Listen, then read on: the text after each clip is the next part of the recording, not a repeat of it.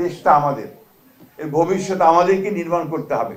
ওই আমেরিকা থেকে এসে ট্রাম্পও তৈরি করে দেবে না, বা আপনার চীন থেকে শি এসেও ওটা করে দেবে না, অথবা ভারত থেকে মোদিও আমাদের ধাক্কা দিয়ে কিছু করতে পারবে না। এই যে বিষয়গুলো, এটা আমাদের মধ্যে, আমাদের মনের মধ্যে, আমাদের অন্তরের মধ্যে গেঁথে নিতে হবে, গেঁথে নিতে হবে। আমাকে সাংবাদিক ভাইরা, একটা অভ্যাস আছে আমাদের সাংবাদিক ভাইদের, এটা ভালো না খারাপ আমি বলতে চাই না, ওনারা শুধু ঝগড়া বাজিয়ে দিতে চান। আপনার দেখবেন টকশোতে যারা অ্যাঙ্করে কাজ করে, ওর কাজ শুধু ঝগড়া লাগিয়ে দেওয়া। আমার কাছেও আমার সাংবাদিক ভাইরা আমার খুব প্রিয়, তারা অত্যন্ত একেবারে ছোট ভাইয়ের মতো। আমার কাছে এমন একটা বিষয় পাঠিয়েছে যেটা নিয়ে কথা বলতে বলেছে, কিন্তু আমি তাদের হতাশ করছি যে আমি সেটা নিয়ে কথা বলবো না, কারণ আমি এটা বলতে চাই না।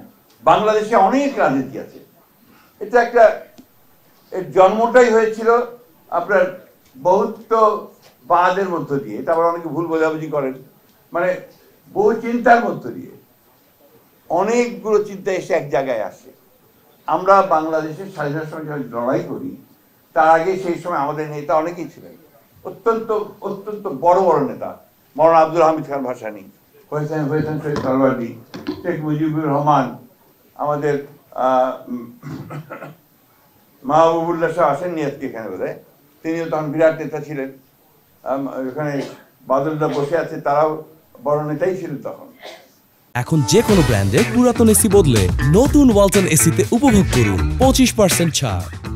তো আমাদের এক একজনের একটা চিন্তা ছিল, সেই চিন্তাগুলো ছিল যে কেউ আমরা সমাজতন্ত্র করব, কেউ সমাজকে পাল্টে দেব, কেউ কমিউনিজম করব, কেউ ধর্মীয় ব্যবস্থাকে এখানে প্রতিষ্ঠিত করব, ইসলামকে প্রতিষ্ঠিত করবো, সব মিলিয়েছিল। তারপরে যুদ্ধ শুরু হয়েছে, তখন যে আমরা সবাই এক হয়েছি, এক হয়েছে লড়াইটা লড়েছি। আজকে 24 হচ্ছে একই ঘটনা ঘটেছে, বিভিন্ন চিন্তা ভাবনা নিয়ে আমরা এসেছি। যেদিন ছাত্রদের উপরে গুলি শুরু হয়েছে, তখন কিন্তু সবাই নেমে এসেছে রাস্তায়, ঠিক না? আজকে সেই একইভাবে আসুন আমরা সবাই এক হয়ে যাই। আমরা, সমস্যা আছে, সমস্যার সমাধান হবে, ইতিমধ্যে অনেক দূরে গিয়েছে। আমি প্রফেসর ইউনূস সাহেবকে ধন্যবাদ জানাতে চাই যে তিনি দায়িত্ব নিয়েছেন, আমার বিশ্বাসও আছে যে তিনি সফল হবেন।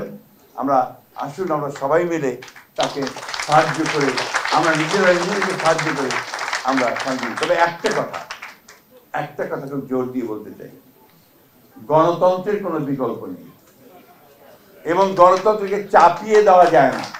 ইট ক্যানট বি ইম্পোজড। আপনি আমার উপরে চাপিয়ে দিলেন তা দেওয়া যাবে, একে চর্চা করতে হবে, প্র্যাকটিস করতে হবে, সেই জায়গাগুলোকে খোলা রাখতে হবে।